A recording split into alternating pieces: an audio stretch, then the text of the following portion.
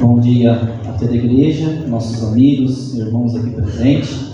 Agora chegou o momento do qual nós, juntos com vocês, o louvor, elevar o nosso louvor a esse Deus maravilhoso em forma de oração. Então, para começar o louvor desta manhã, vamos entoar o hino Rude Cruz, o número é 103.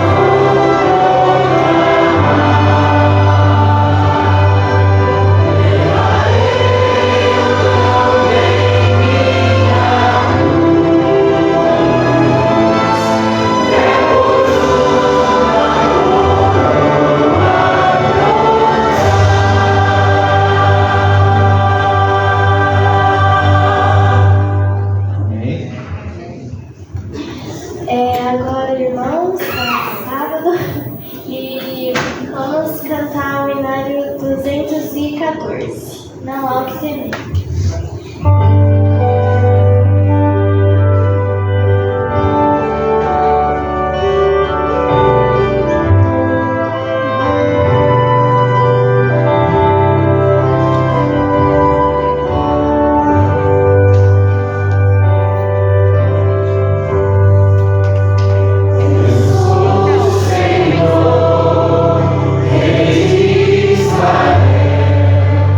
Santo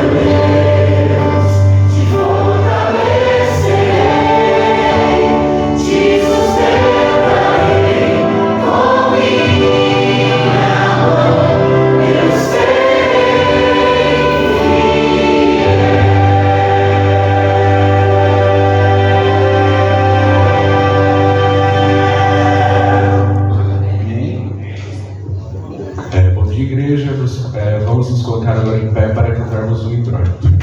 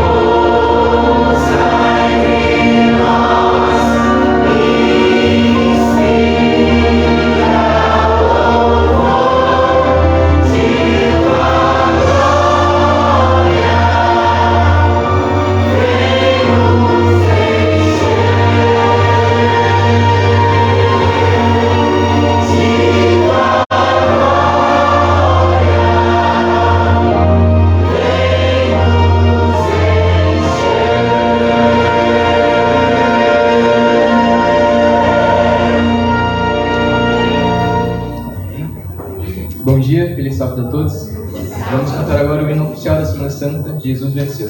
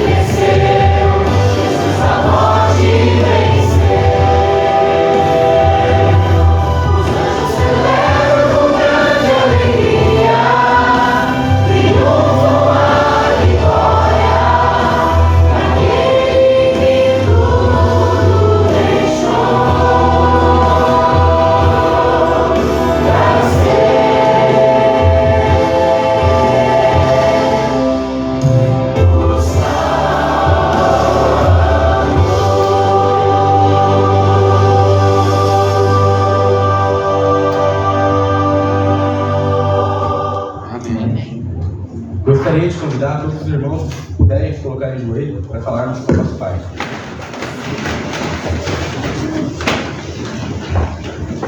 Querido Deus, obrigado, Senhor, de mais um sábado que estamos passando na Sua presença. Amém. Pai, obrigado por toda a proteção que o Senhor nos deu durante essa semana. Obrigado pela saúde dos nossos familiares. Se tem alguém que não está com saúde um dia, que o Senhor possa estar restaurando, se for de Sua vontade. Amém. Pai, que o Senhor possa estar usando o pregador dessa manhã, que possa estar falando pelo Senhor. Cuide de cada um de nós. Ajude-nos a estar nos aproximando mais de Ti. Em Seu nome, Jesus, pedimos e agradecemos. Amém. Amém.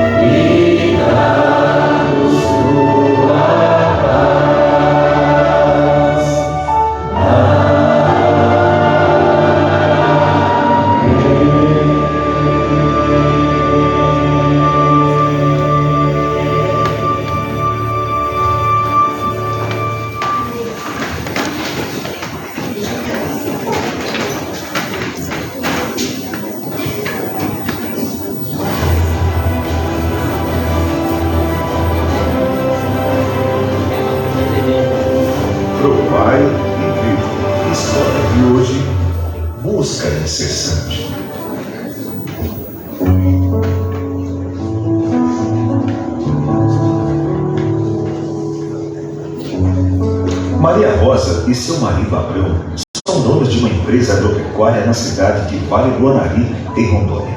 A igreja sempre exerceu muita influência na vida deles.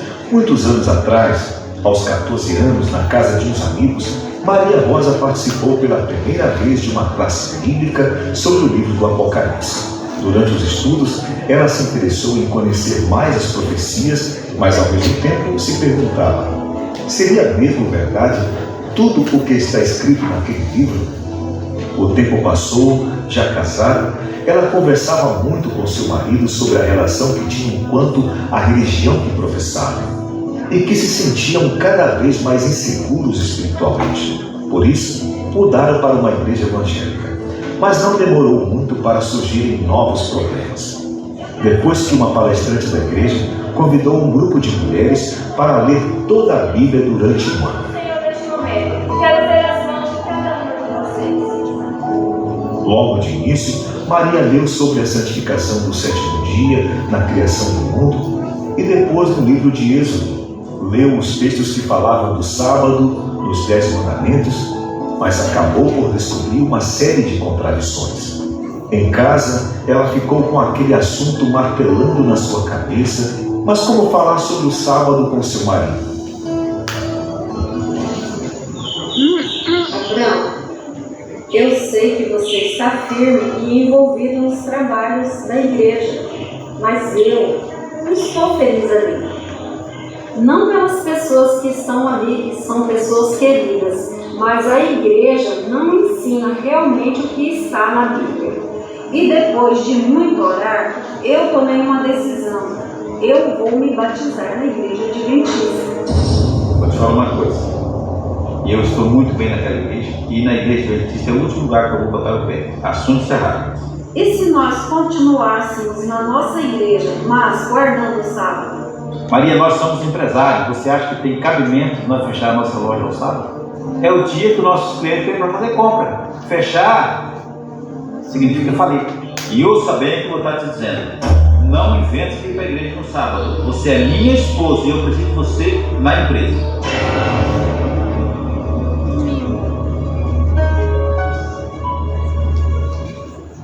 A decidida mulher, sem que Abraão soubesse, convidou um cliente da loja para dar estudos bíblicos na empresa. Como essa pessoa era também um amigo de Abraão, ele permitiu que a classe bíblica acontecesse.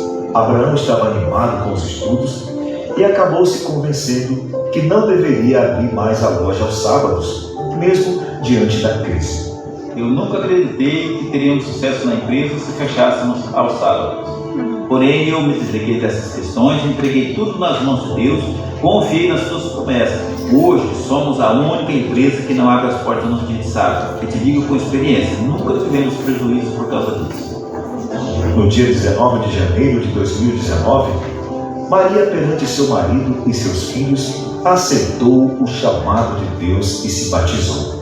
Depois de muita oração e manifestação do Espírito de Deus em relação à guerra espiritual que estavam enfrentando, seu esposo aceitou definitivamente a mensagem adventista e se batizou. Atualmente, Abraão é ancião da igreja, pregador da palavra, e juntos estão plantando uma nova igreja no município. Seus filhos estão todos na igreja e 2 deles, juntamente com a nora, estão fazendo medicina. Todas as terças-feiras, sua casa recebe um grande número de amigos interessados na palavra de Deus para a realização de uma classe bíblica. Por intermédio direto deles, 8 pessoas já foram batizadas. Louvado seja o nosso Deus pelas suas maravilhas na vida desta família. Provai e vede. E agora eu os convido para este momento especial de adoração e louvor, através dos dízimos e ofertas. Que Deus os abençoe ricamente.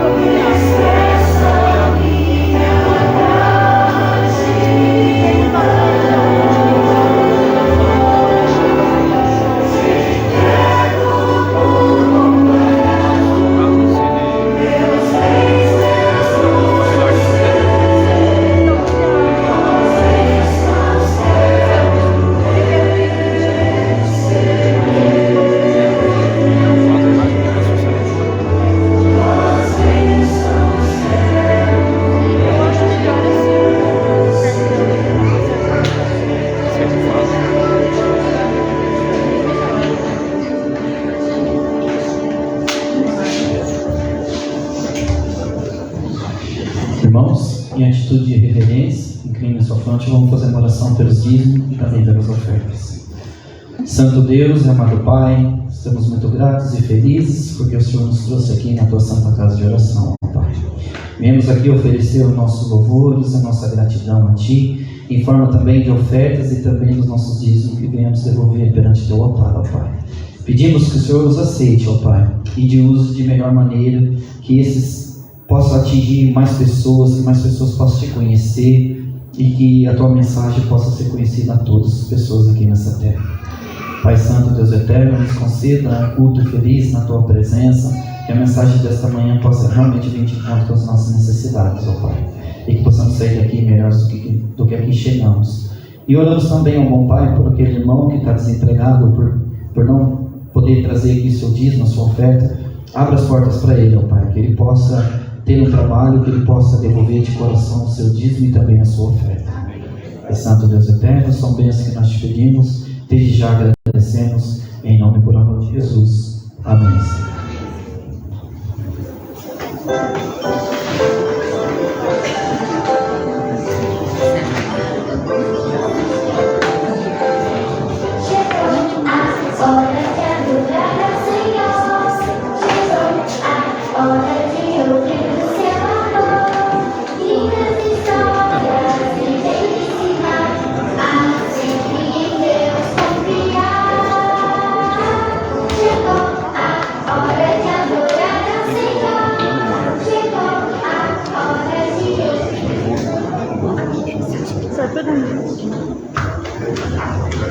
Bom dia, crianças!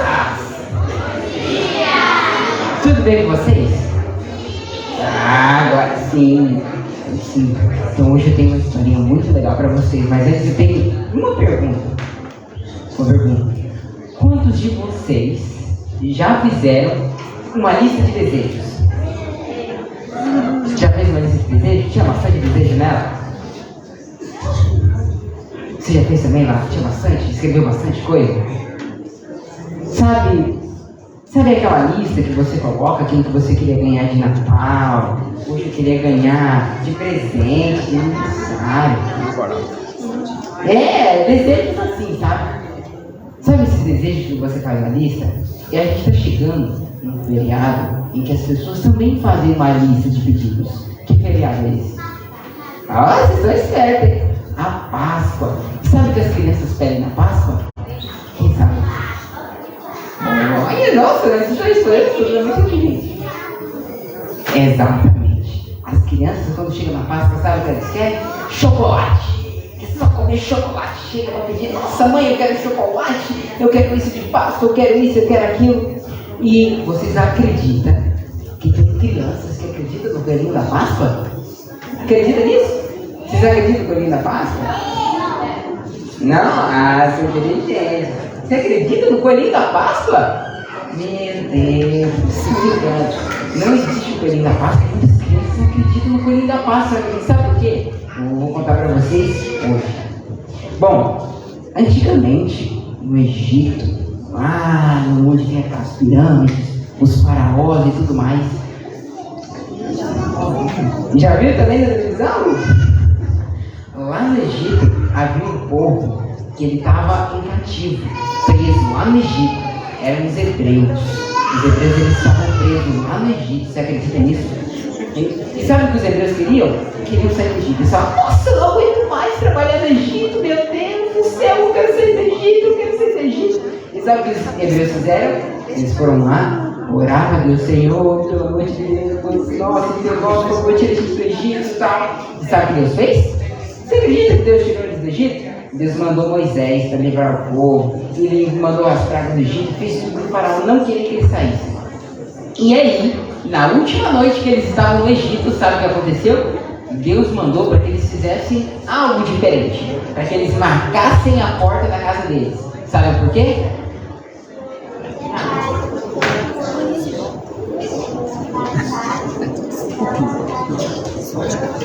Exatamente, contou toda a história, perfeito.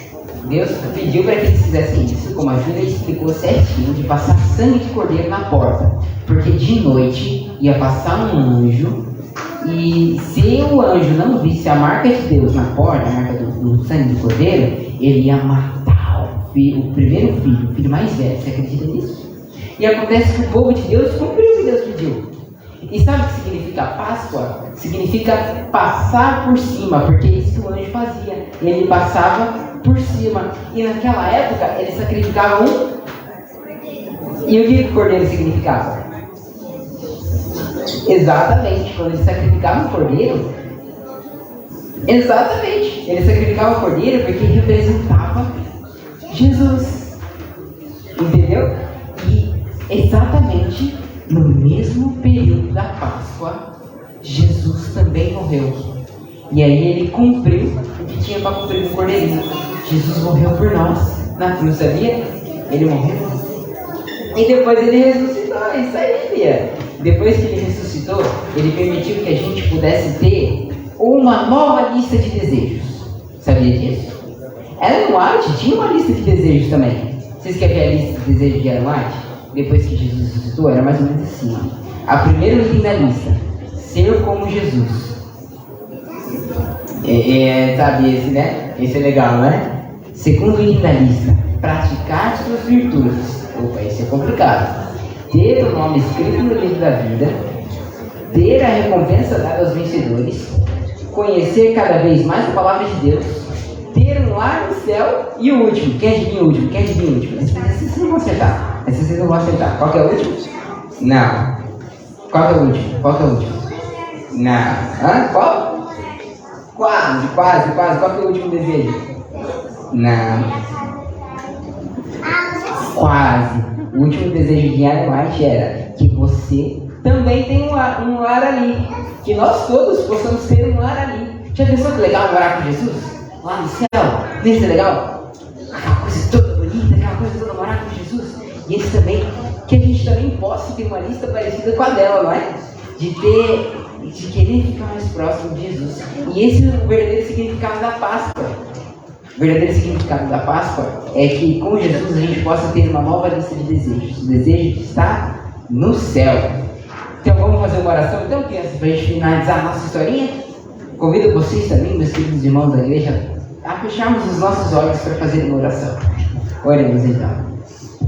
Querido Papai do céu, muito obrigado, Senhor, pelo sacrifício na cruz que o Senhor fez por nós, pela nova lista de desejos que o Senhor nos permite ter, que nós todos possamos orar no céu juntos com o Senhor, que nós possamos habitar contigo nas mansões celestiais. Pai, mais uma vez agradecemos pelo significado da Páscoa e nós pedimos a tua segurança, pedimos o teu auxílio, que o Senhor abençoe no dia de hoje e que nós possamos cada vez mais aprender o significado que é estar perto de ti, Pai. Amém. Que Deus te abençoe no doce nome de Jesus. Amém. Amém. Chegou a hora de adorar ao Senhor. Chegou a hora de ouvir o seu amor. E das histórias que vem ensinar a seguir Deus confiar. Chegou a hora de adorar ao Senhor. Chegou a hora de ouvir o seu amor. Vem seguir.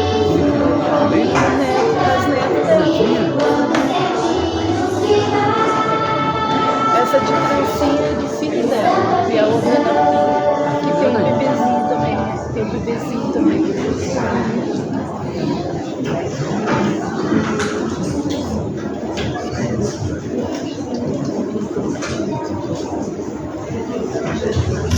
Feliz sábado.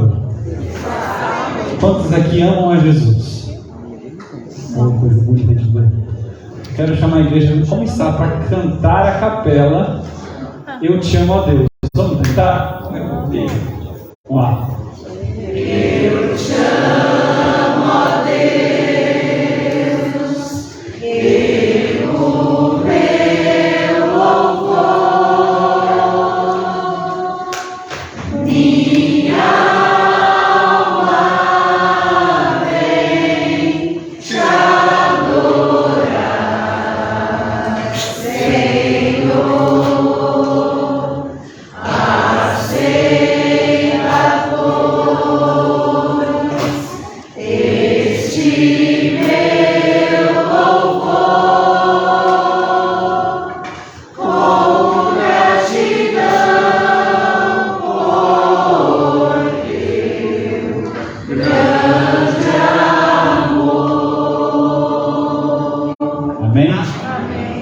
Muito bom ter o nosso Deus. Eu sei quem Ele é, né? Poder adorar um Deus a qual nós conhecemos. Ele não é um Deus egoísta, não é um Deus que pensa só em si, não é um Deus que sobrecarrega em ouvir as nossas lutas, nossas aflições, nossas orações. mesmo quando estamos zangados com Ele, entendendo errado aí muitas vezes o seu agir. Ele nos ama com amor eterno. Amém. E que por sua bondade Ele nos atraiu. Confie nesse amor. Que esse amor possa tomar posse do seu coração todos os dias da sua vida. Que nada nessa vida o faça a desconfiar do seu amor. Vivemos momentos difíceis aqui nessa terra, mas Deus permanece amor. Nem tudo entenderemos aqui nesta terra, mas em breve poderemos estar com Ele lá junto nos céus, onde tiraremos nossas dúvidas, perguntaremos: Senhor, por que aquilo, naquele momento aconteceu na minha vida? E Ele vai poder destrinchar ali as razões que você vai poder falar: obrigado porque isso aconteceu. Creia nisso, confie no seu amor e conforte e no conforto da sua presença. Foi muito bom estar com vocês aqui nessa semana. A partir de quarta-feira estivemos falando aqui alguns pontos importantes. Falamos sobre a vitória na cruz, consolados pelo poder da palavra, um novo recomeço. E hoje nós vamos falar da vitória para sempre. Que alegria é que a obra da redenção não acabou apenas na cruz. A cruz foi um ponto marcante, mas Cristo ressurgiu. E porque Ele vive, nós viveremos. Mas há também uma outra obra a ser feita, a obra final, e é dela que nós falaremos nesta manhã. Nós cremos na vinda do Senhor nosso Deus. Eu quero que os irmãos agora abram a Bíblia no livro de João. Livro de João, no capítulo 14. João 14.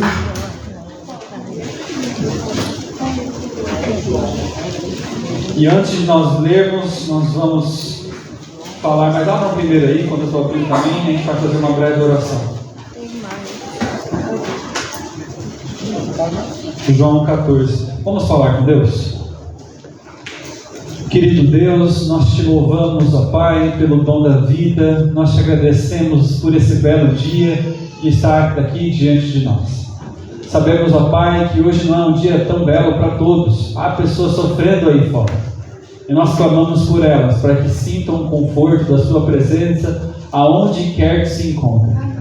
Pedimos também agora a tua bênção, ao lermos a tua palavra, que neste momento todas as coisas da semana que passou fiquem fora daqui, para que o Senhor habite em nossa mente e possamos entender o que o Senhor quer falar para nós.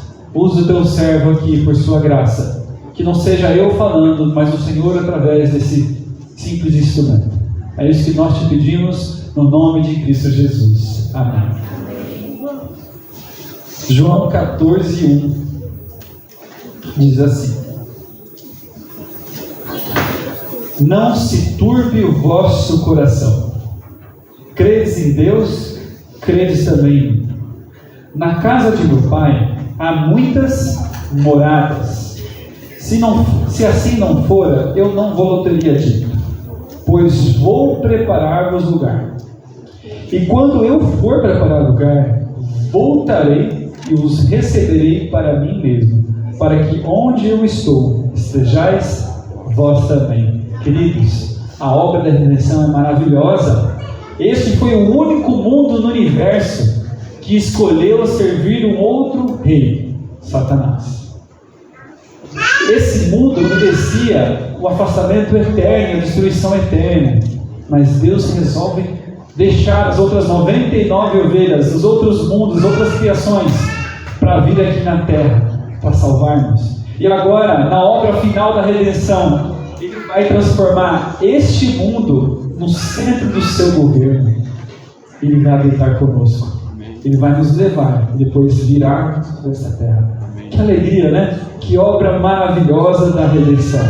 O lar celestial prometido aos seus remidos. Disse-lhe Jesus em João 20:17: não me detenhas, porque ainda não subi ao meu Pai. Mas vai para os meus irmãos e E disse-lhes que eu subo para o meu Pai e vosso Pai, para o meu Deus e o vosso Deus. Jesus está falando aqui, olha, assim quando ele ressurgiu, assim que ele ressuscitou, ele falou assim, não me toques, porque ainda eu vou para o Pai. Mas não foi as únicas coisas que falou, porque aqui ele prometeu que iria subir junto ao Pai. Mas também ele fala, em Apocalipse 22:12, eis que venho sem demora, e comigo está a recompensa que eu tenho que dar a cada um segundo as suas obras. Jesus falou que vem sem demora.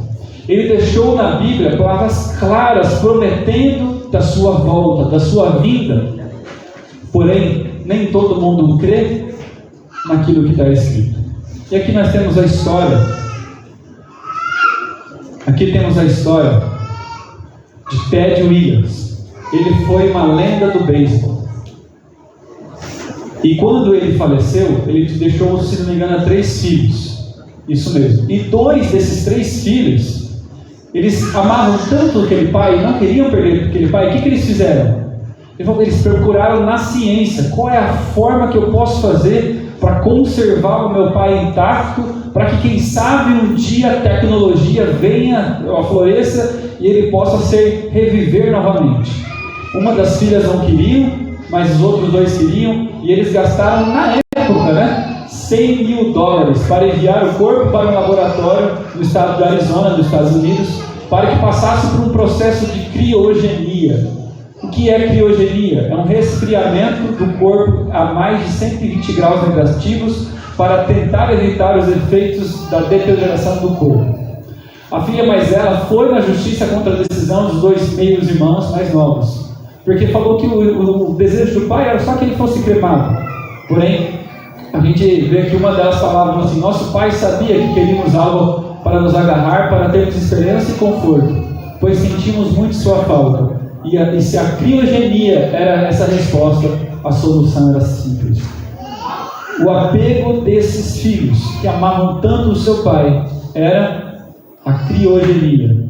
Como se isso resolvesse os seus problemas. E eles agarraram aquela esperança e investiram o seu dinheiro para que aquilo fosse uma tentativa de ter o seu pai junto.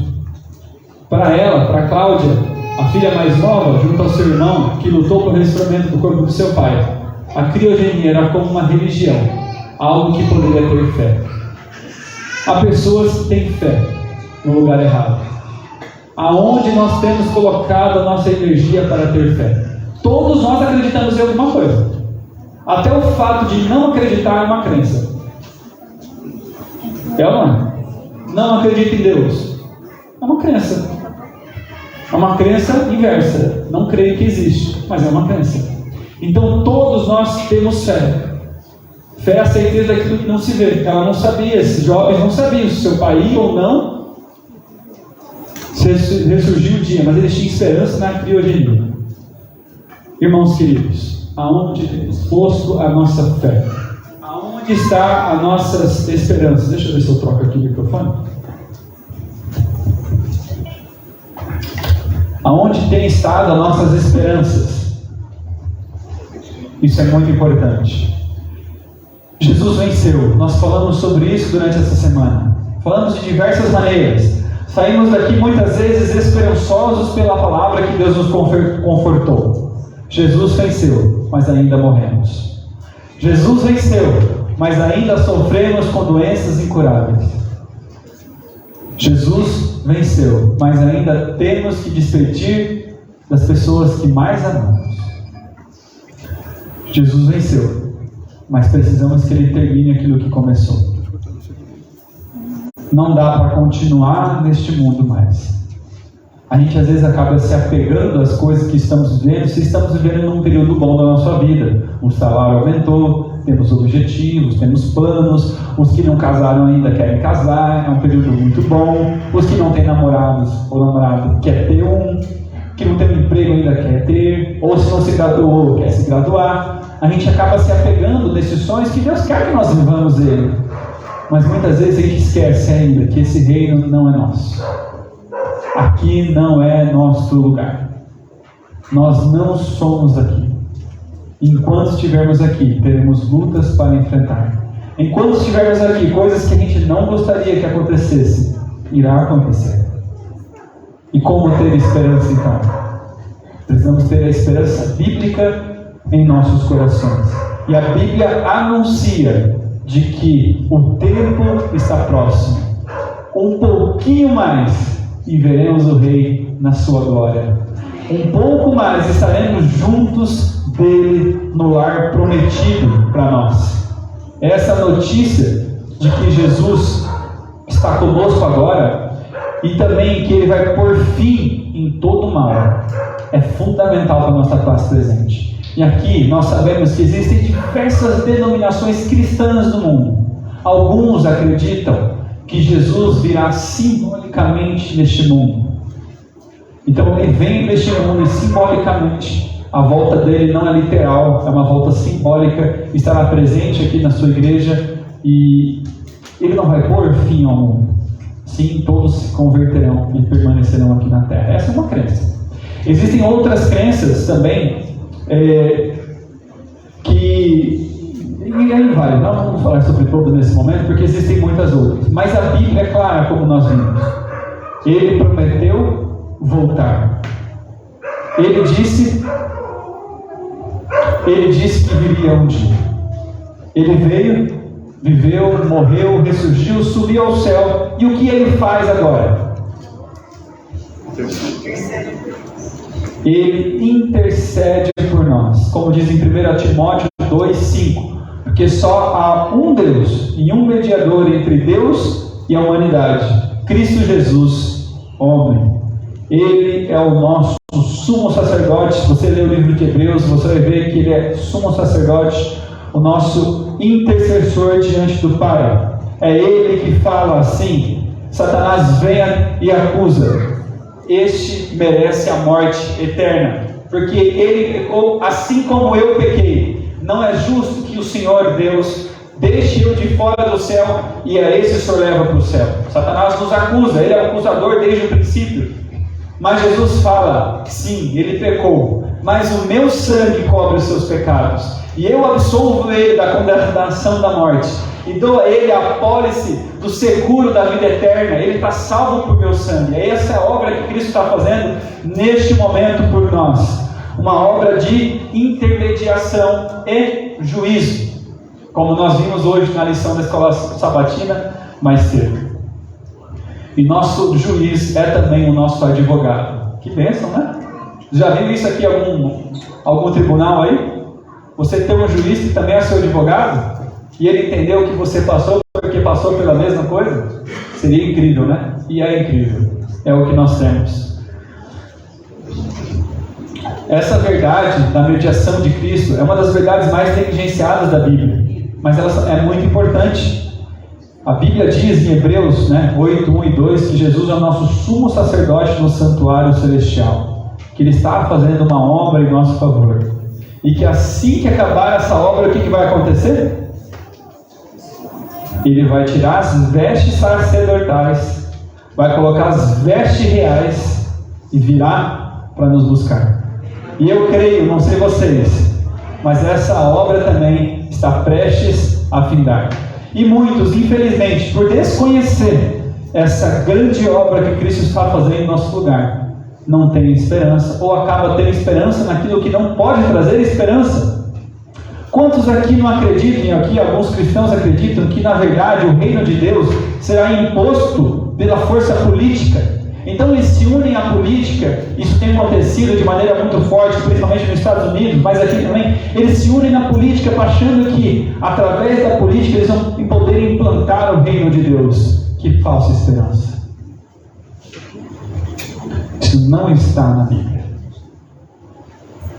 Na Bíblia, lá na imagem de Daniel, não sei se vocês lembram, o que acaba com o reino deste mundo? Uma pedra, simbolizando a vinda de Jesus, que viria e acabaria com o reino deste mundo e implantaria um novo reino. Algo que viria de cima para cá, para baixo. Algo que viria de fora para dentro. Jamais uma revolução política ou ideológica, seja para que lado for, pode suprir nossas expectativas e elas nos fazem sofrer. Quando alguém entra na política que a gente não gosta, a gente sofre. Quando acontece também, nós temos esperança muitas vezes em outras coisas, como no caso desses filhos que tinham essa outra esperança e se frustram. Há só uma esperança que não nos frustra, e ela é contida aqui na palavra de Deus. Em nossa sociedade individualista, as pessoas não sabem dessa obra incrível que Jesus está realizando por elas, e você precisa contar para elas. É o seu dever contar ao mundo o que Cristo está fazendo por ela, intercedendo para que ela volte para os seus caminhos, para que elas endireitem as suas veredas juntos com Jesus, e que Ele está realizando juízo. Há um juízo no céu acontecendo neste momento, mas o nosso advogado quer nos livrar da penalidade eterna, porque Ele já pagou a pena, Ele já pagou a dívida, falta só a gente aceitar. A Bíblia também nos traz sinais da vinda dele. E em Mateus, no capítulo 24, nós temos alguns desses sinais. Se você quiser abrir para acompanhar, pode abrir. Enquanto isso eu vou tomar uma água.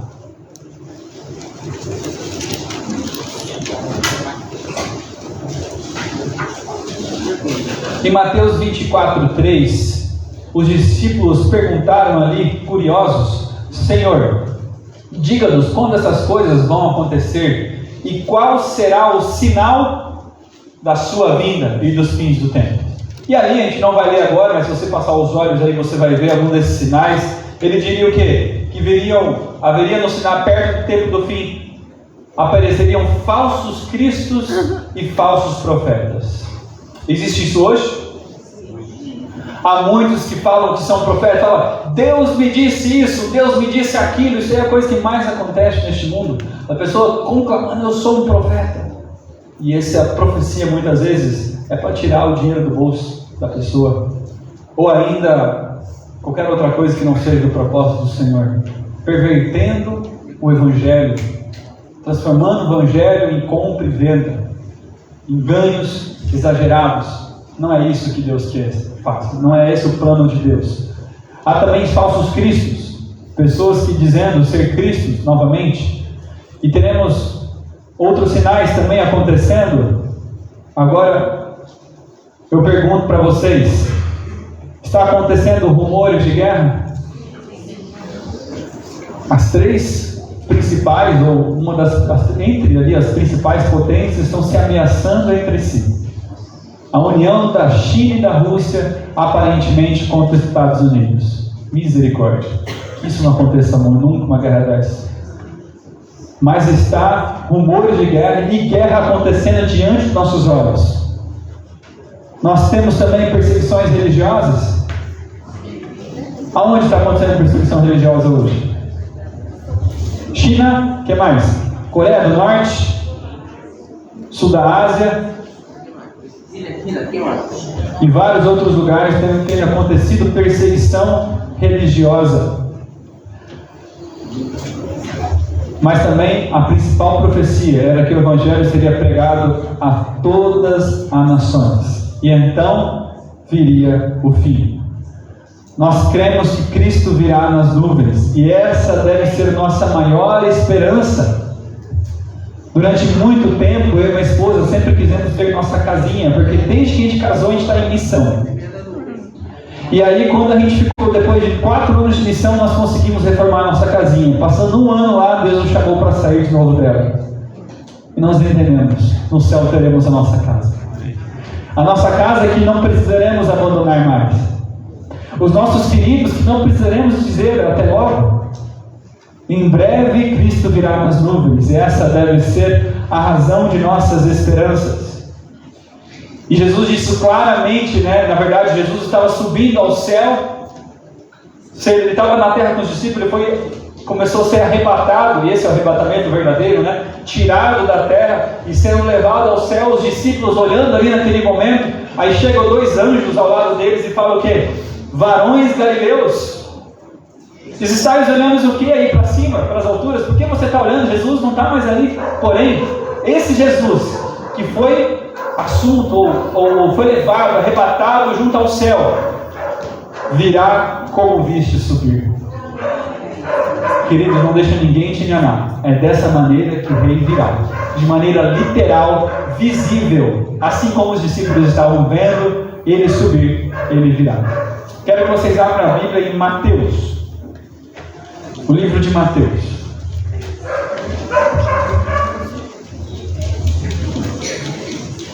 Mateus no capítulo 10. Aqui Jesus dá algumas instruções aos discípulos.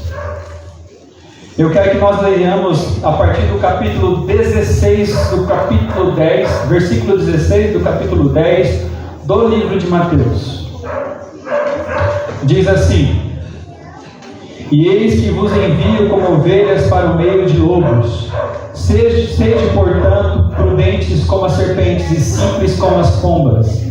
E acautelai-vos dos homens, porque vos entregarão aos tribunais, e vos açoitarão na sinagoga. Por minha causa serei levados à presença de governadores e reis, para lhes servir de testemunho, e entre eles os gentios. Verso 19: E quando vos entregarem, não cuideis como o que deveis de falar, porque naquela hora vos será desconcedido o que haveis de dizer, visto que não sois vós que falais, mas o Espírito de vosso Pai é quem vos fala. Verso 21: Um irmão entregará à morte ao outro irmão, e o pai ao filho, e filhos haverá que levantarão contra os seus pais e os matarão. Sereis odiados de todo o mundo por causa do meu nome. Aquele, porém, que perseverar até o fim, esse será salvo. Queridos, está diante de nós momentos difíceis. O mundo vai de mal a pior e não melhorará, porque a nossa esperança não é aqui neste mundo, mas temos esperança celestial. E como nós vimos nos últimos dias aqui, poderemos ter segurança em Cristo Jesus.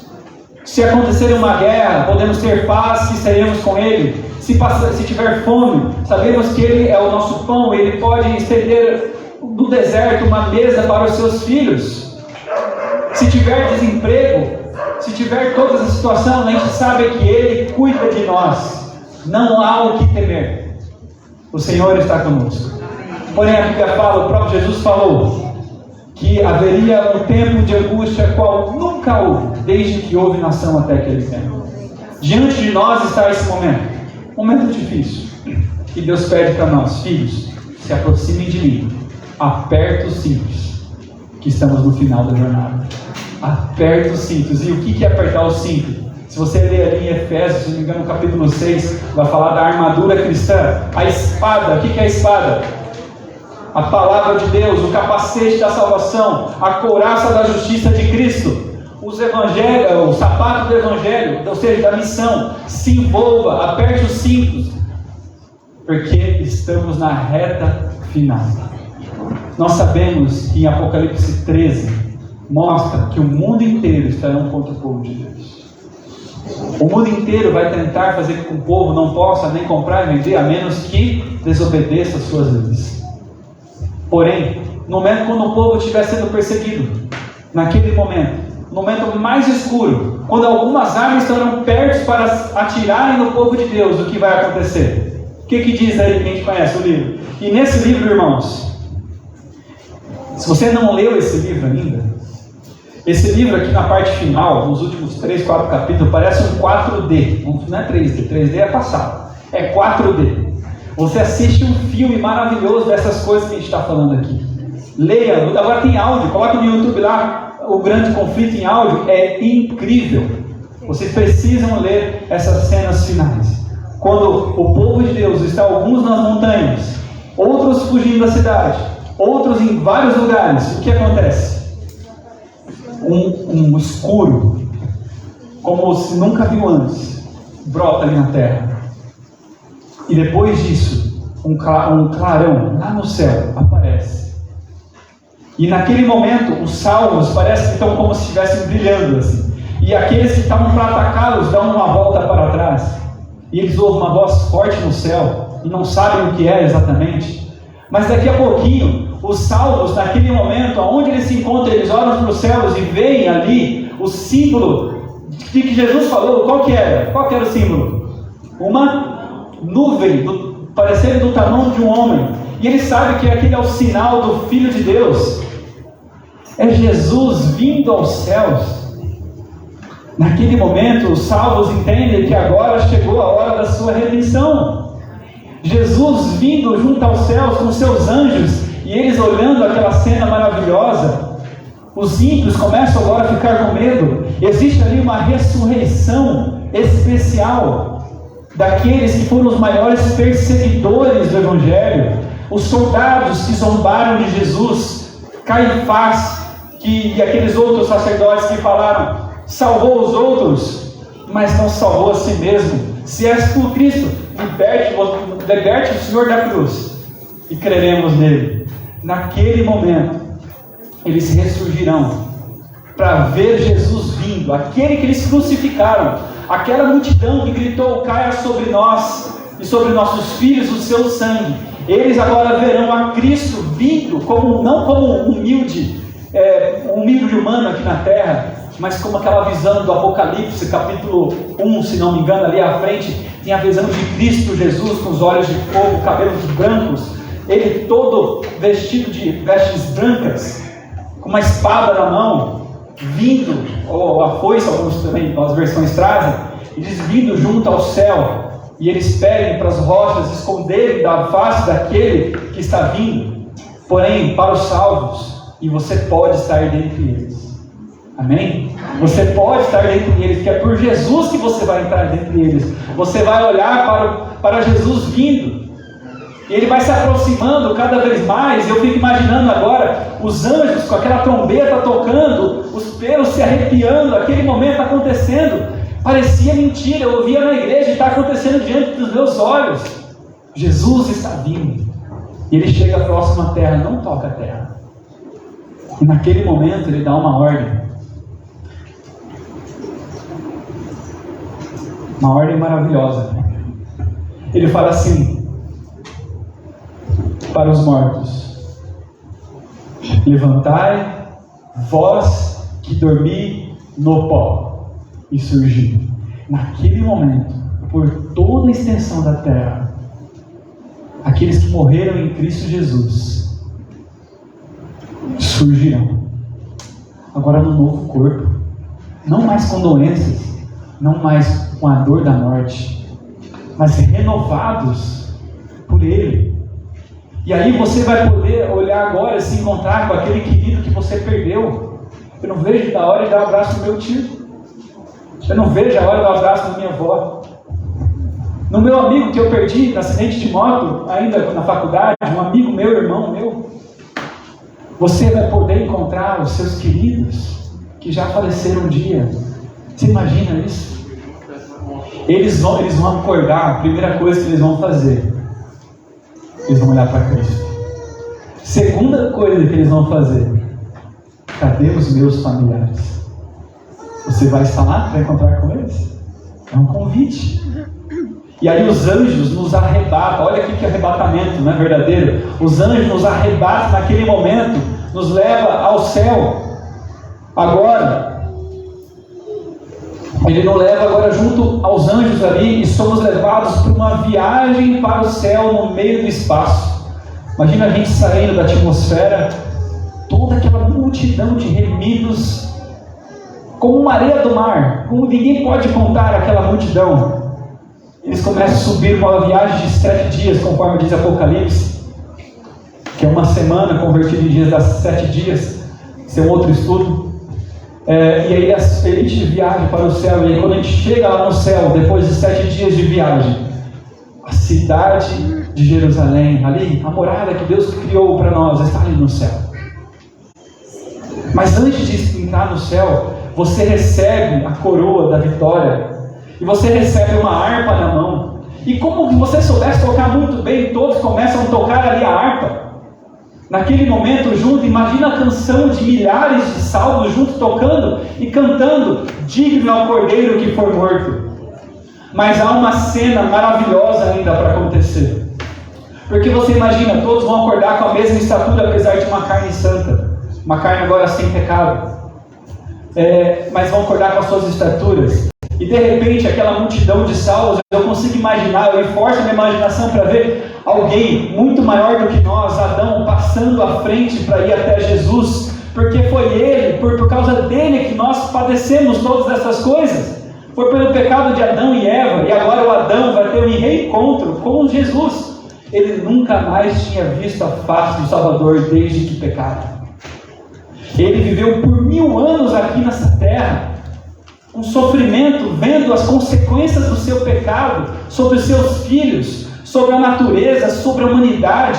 Que vida triste Adão viveu. Porém agora, ele olha para Cristo, ele vê o Cordeiro de Deus que haveria de ser morto. Ele não viu Jesus morrer, mas ele chega perto de Cristo e ele olha as suas mãos, ele pega a mão de Jesus, olha os cravos nas mãos, e me lembra aquela música: que feridas são essas nas tuas mãos, que feridas são essas nos pés. Aí Jesus responde: são feridas com que fui ferido na casa de amigos meus.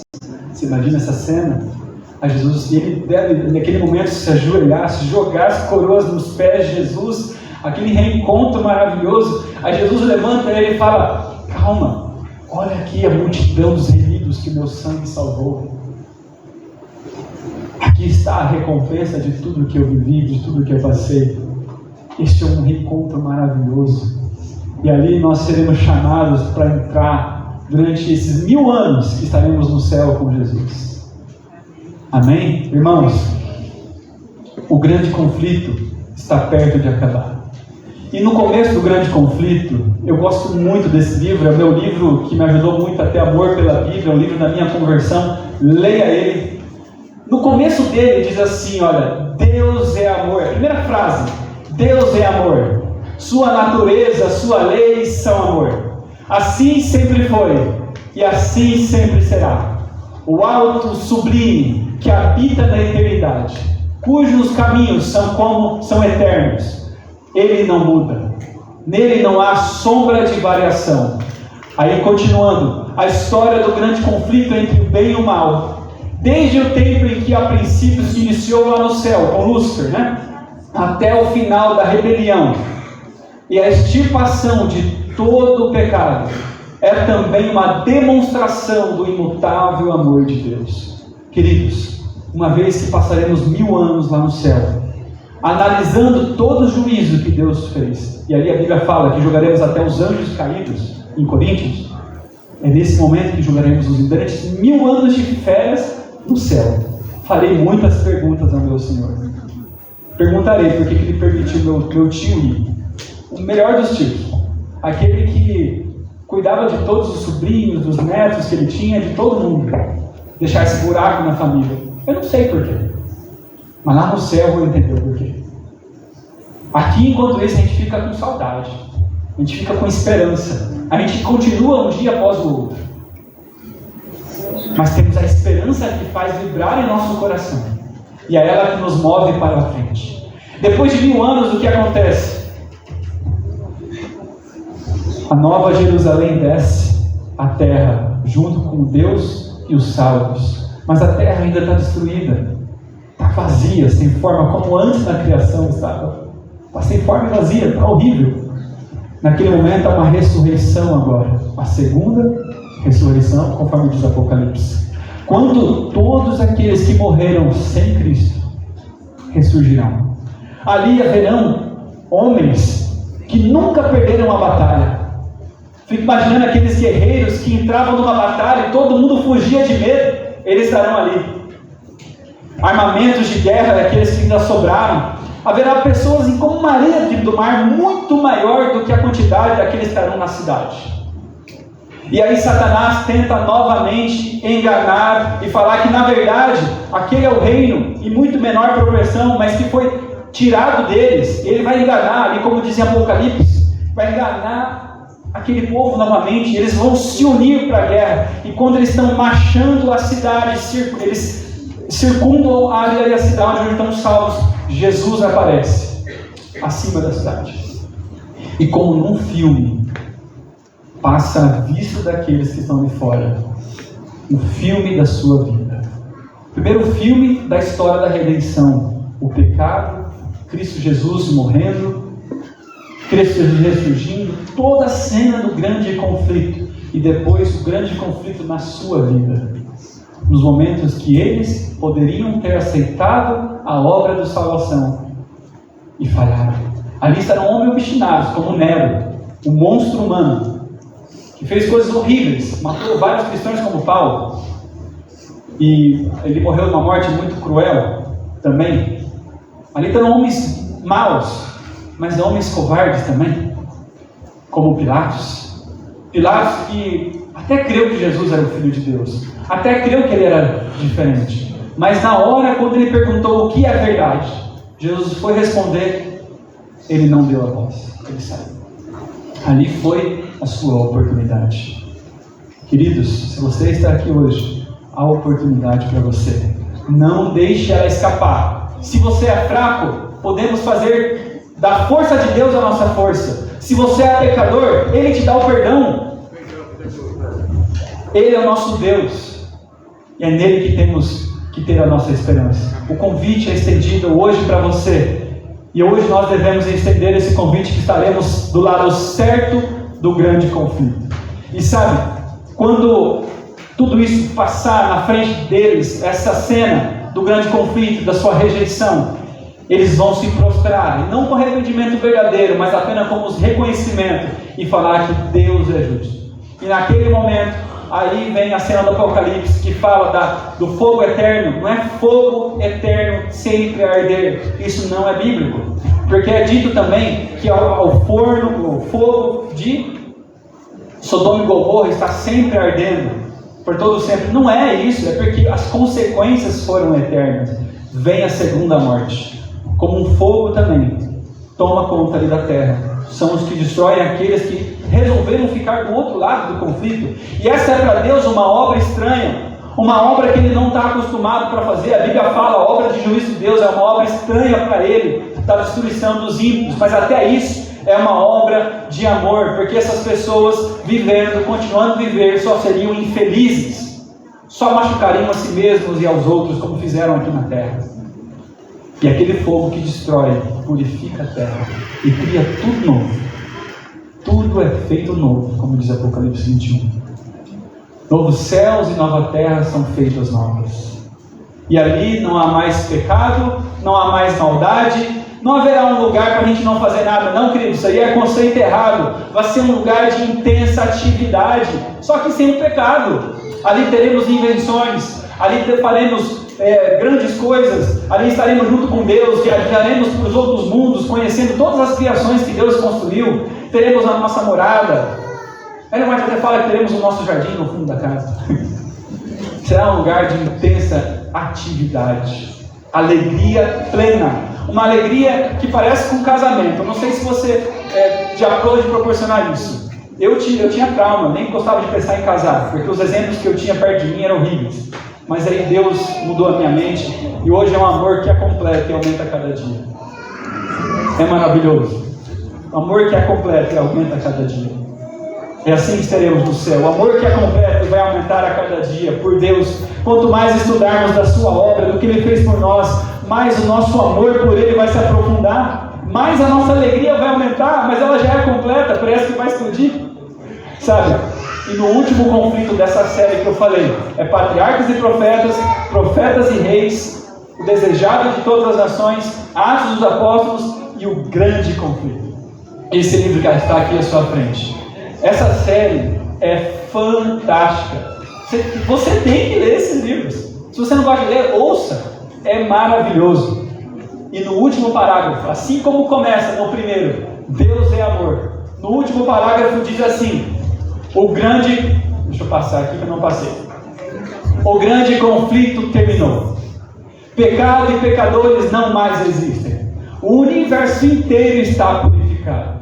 A única palpitação de harmonioso júbilo vibra por toda a vasta criação. Daquele que tudo criou, emanam vida, luz, alegria por todos os domínios do espaço infinito.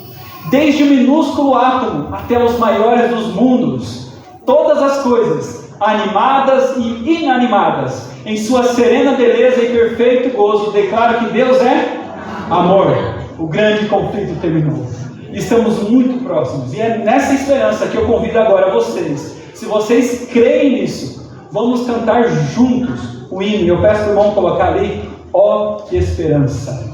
Vamos cantar com a força da nossa crença. O quanto você crê é o quanto você vai cantar. E que isso possa permear todas as nossas decisões de nossa vida. Que isso possa permear a esperança com que vivemos no dia a dia. E a missão que a gente precisa se envolver a cada dia de anunciar ao mundo que Cristo logo vem sobre as nuvens do céu.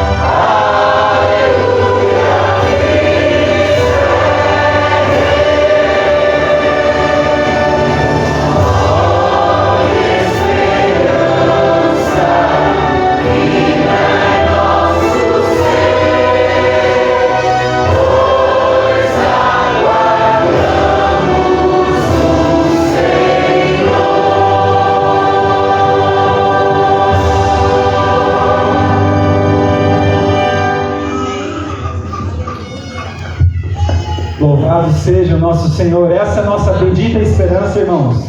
É por isso que devemos nos alegrar em meio à tristeza, porque Ele nos salvou, nos remiu e prometeu que em breve está voltando. Um pouquinho mais e estaremos com o Rei. Vamos falar com o nosso Deus? Querido Pai, quão preciosa é a promessa, Senhor. Que alegria é podermos ter uma esperança, e essa esperança ser real, de que o Senhor em breve virá e não tardará. E daqui a pouco, um pouco mais, estaremos com o Senhor. Estaremos no céu e estaremos com os nossos queridos que já dormiram, Senhor. Pai, queremos nos apossar dessa esperança e que essa esperança faça parte da nossa vida e molde todas as nossas decisões, ó Pai, para que possamos também anunciar às pessoas que estão à nossa volta que o Rei em breve virá e não tardará. E diante de nós está acontecendo uma intercessão em nosso favor, mas também um juízo de investigação. E precisamos, neste momento, entregar o nosso coração ao Senhor, pela fé e também pelo batismo para aqueles que não se batizaram, como compromisso de que somos do Senhor, e aqueles uma reafirmação da fé que já possuíram. Nós agora, Pai, pedimos a promessa do Espírito Santo que seja derramada sobre nós, para que estejamos preparados para esses eventos difíceis que estarão diante de nós. Que possamos possuir e desenvolver essa fé que ainda não temos, mas que precisamos ter. É no nome de Cristo Jesus que nós pedimos. Amém. Amém.